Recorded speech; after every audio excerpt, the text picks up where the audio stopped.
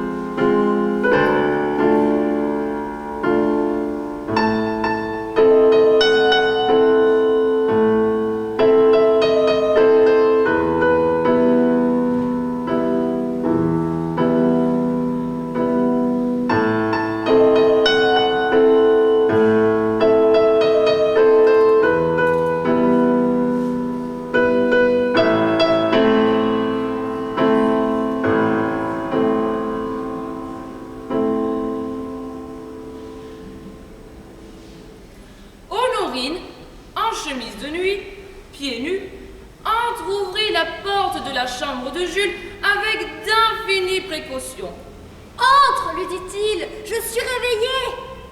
Elle s'approcha du lit de Jules, une main derrière le dos. Je t'ai apporté un cadeau, dit-elle. Elle tendit à Jules son petit avion de bois. Tiens, c'est à toi maintenant. Jules remarqua qu'une des hélices, avait disparu. Il préféra ne pas en faire la remarque. Soudain, elle poussa un cri. Elle venait de se blesser au pied avec un petit éclat de cristal. Cristal! Qui était resté caché dans la haute laine du tapis. Il tenta d'extraire du bout de ses ongles le petit morceau de verre, mais devant la complexité de la chose, il préféra se lever pour attraper sur son bureau la petite pince qui lui servait à classer ses timbres. Un monceau d'objets s'entassait sur le bureau, et Jules entreprit le désenchevêtrement de tous ces objets. Désenchevêtrement! Un timbre russe, très rare, représentant l'icône de la Vierge Marie, adhérait à l'une des branches de la pince. Jules le posa délicatement sur une page de l'album et revint vers Honorine. La tête lui tournait encore un peu, mais il s'acquitta de sa petite chirurgie sans même qu'Honorine ait eu le temps de dire aïe. Il lui sourit. Élémentaire. Élémentaire, chère Honorine. Puis, il alla se laver les mains dans le cabinet de toilette. À la surface de la cuvette de porcelaine, une des hélices tournait lentement avec des variations rythmiques, propageant des ondelettes concentriques plus ou moins rapprochées dans un rayonnement de quelques centimètres. Jules passa la main sur ses yeux, se demandant s'il était victime d'hallucinations. Quand il releva la tête, il se regarda dans le miroir. Il se rendit compte qu'autour de lui, tout avait disparu. Il baissa les yeux. Rien n'avait plus de consistance sous ses pieds. Il s'aperçut alors qu'il tenait dans sa main l'hélice et que tout devenait de plus en plus petit sous ses pieds. Jules comprit alors qu'il réalisait son rêve le plus cher. Il volait!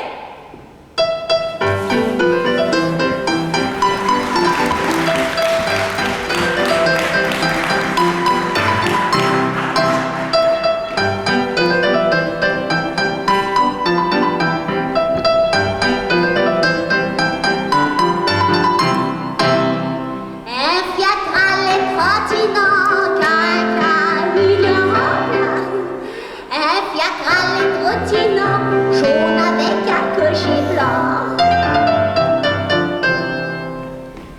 Derrière les stores baissés,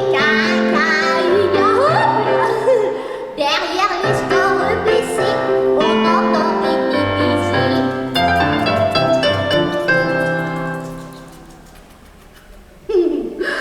Puis une voix disant, il est bon, puis une voix disant, Léon, tu me fais mal, oh ton lorgnon.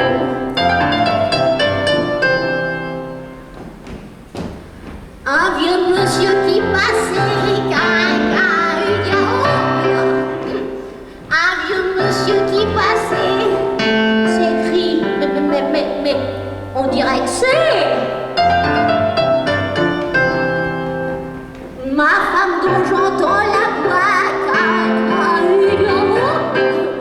ma femme dont j'entends la voix, il se lance sur le pavé en bois. Mais il glisse sous le sol mouillé, mais il glisse